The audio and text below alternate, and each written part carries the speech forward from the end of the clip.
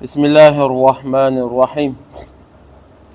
حضرت علی رضی اللہ تعالیٰ عنہ نے اپنے ایک شاگرد سے فرمایا کہ میں تمہیں اپنا اور فاطمہ رضی اللہ تعالیٰ عنہا کا جو حضور صلی اللہ علیہ وسلم کی سب سے زیادہ لاڈلی بیٹی تھی قصہ سناؤں؟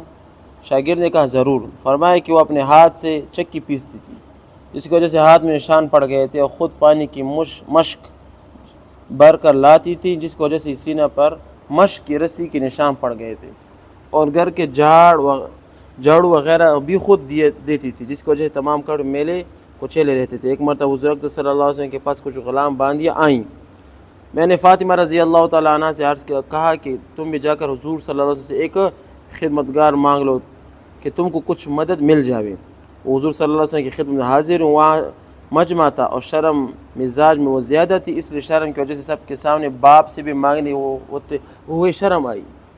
ٹھیک ہے، واپس آ گئے۔ دوسرے دن حضور اقدس صلی اللہ علیہ وسلم خود تشریف لائے۔ ارشاد فرمایا کہ فاطمہ کل تم کس کام کے لیے گئے تھے؟ وہ شرم کی وجہ سے چپ ہو گئیں۔ میں نے عرض کیا کہ یا رسول اللہ صلی اللہ علیہ وسلم، ان کی یہ حالت ہے کہ چکی کی وجہ سے ہاتھوں میں گٹھے پڑ گئے اور مشق کی وجہ سے سینے پر رسی کے نشان ہو گئے۔ ہر وقت کے کاروبار کی وجہ سے کپڑے میلے رہتے ہیں۔ میں نے ان سے کل کہا تھا کہ آپ کے پاس خادم آئے ہوئے ہیں، ایک یہ بھی مانگ لے، اس لیے گئی تھی۔ بعض روایت میں آئے کہ حضور اقدس حضرت فاطمہ رضی اللہ تعالیٰ عنہ نے عرض کیا کہ یا رسول اللہ صلی اللہ علیہ وسلم، میرے اور علی رضی اللہ تعالیٰ عنہ کے پاس ایک ہی بسترا ہے، وہ بھی مینڈے کی کال ہے، ایک کال ہے، رات کو اس کو بچا کر سو جاتی ہے، صبح کو اس پر گھاس دانہ ڈال کر ان کو کھلاتے ہیں۔ حضور اقدس صلی اللہ علیہ وسلم ارشاد فرمایا کہ بیٹی صبر کر۔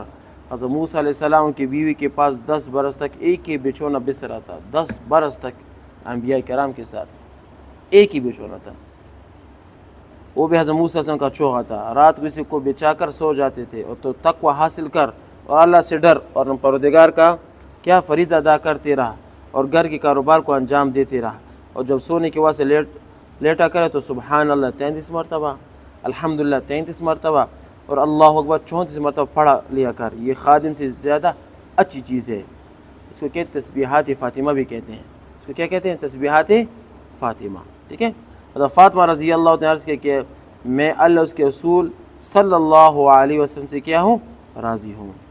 اس فائدے میں لکھتے ہیں کہ جو اللہ اس کے رسول کی رضا ہے، میری بارے میں مجھے بخوشی منظور ہے۔ یہ تھی زندگی دو جہاں کی بیٹی کے بادشاہ کی بیٹی کی۔ آج ہم لوگوں میں کسی کے پاس 2 پیسے ہو جائیں تو گھر کے والوں گھر کا کام کاج درکنار اپنا کام بھی نہ کر سکے۔ ٹھیک ہے، جس کے پاس پیسے نہ ہو گھر کا کام بھی نہیں کرتے، کہتے خادم پکڑو، خود نہیں کرتے اور سے کراتے۔